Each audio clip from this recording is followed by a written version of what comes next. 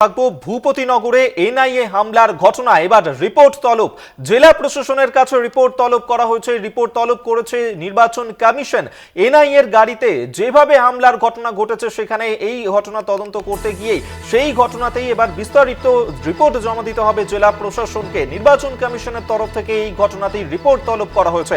আমরা বিস্তারিত জানবো। সত্যসুন্দর ভট্টাচার্য এই মুহূর্তে আমাদের সঙ্গে টেলিফোনে রয়েছেন। প্রতিনিধি সত্য,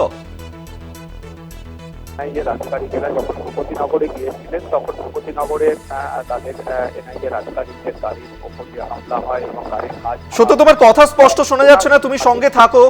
আমরা আরো একবার আপনাদেরকে জানিয়ে রাখবো এই মুহূর্তে ভূপতিনগরে এনআইএ এর আধিকারিকরা তারা গিয়েছিলেন এবং যেভাবে তাদের গাড়িতে ভাঙচুর করা হয়, দুজন এনআইএ এর আধিকারিকরাও আহত হয়েছিলেন। সেই ঘটনাতেই এবার রিপোর্ট তলব করা হলো। জেলা প্রশাসনের কাছে রিপোর্ট চাইলো নির্বাচন কমিশন।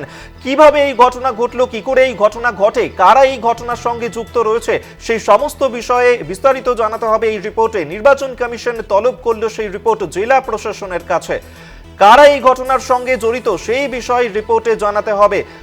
ভূপতিনগরে এনআইএ হামলার ঘটনায় এবার রিপোর্ট তলব জেলা প্রশাসনের কাছে। রিপোর্ট তলব করলো নির্বাচন কমিশন।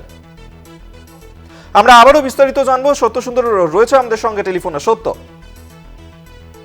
পাঠানো হয়েছে সেই রিপোর্টে যে এনআইএ আধিকারিকদের গাড়িতে যে হামলার ঘটনা ঘটেছে সেই হামলার ঘটনার পেছনে কারা জড়িত, কারা গাড়ির কাজ ভাঙলো এবং গোটা ঘটনাটির পেছনে পরিকল্পনা রয়েছে কিনা সেটাও কিন্তু এই জানতে চেয়েছে নির্বাচন কমিশন।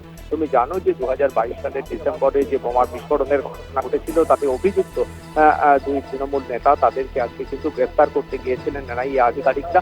যদিও তাদের গ্রেফতার করা হয়েছে, গ্রেফতার করে কলকাতায় নিয়ে আসা হয়েছে, কিন্তু এই ঘটনায় কেন্দ্রীয় এজেন্সি এনআইএ কে যেভাবে হেনস্থার মুখে পড়তে হয়েছে বা তাদের গাড়ি ভাঙচুরের মতো ঘটনা ঘটেছে, কোন পরিপ্রেক্ষিতে এই ঘটনা ঘটলো তার সবিস্তার রিপোর্ট কে পাঠিয়েছে নির্বাচন কমিশন।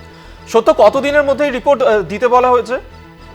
এখন নির্দিষ্টভাবে যেহেতু নির্বাচনে নির্ঘণ্ট জারি হয়ে গিয়েছে, যে কোনো ধরনের রাজ্যে ঘটনা ঘটলে পরে তার রিপোর্ট কিন্তু নির্বাচন কমিশন সাধারণভাবে চেয়ে পাঠায়। সাধারণভাবে 24 ঘন্টার মধ্যে এই রিপোর্ট জমা দেওয়ার যে নিয়ম রয়েছে সেই নিয়ম অনুযায়ী জেলা প্রশাসনকে সেই রিপোর্ট নির্বাচন কমিশনে জমা দিতে হবে, এমনটাই কিন্তু নির্বাচন কমিশন সূত্রে জানা গিয়েছে। ধন্যবাদ তোমায়। সত্যসুন্দর ভট্টাচার্য টেলিফোনে ছিলেন প্রতিনিধি।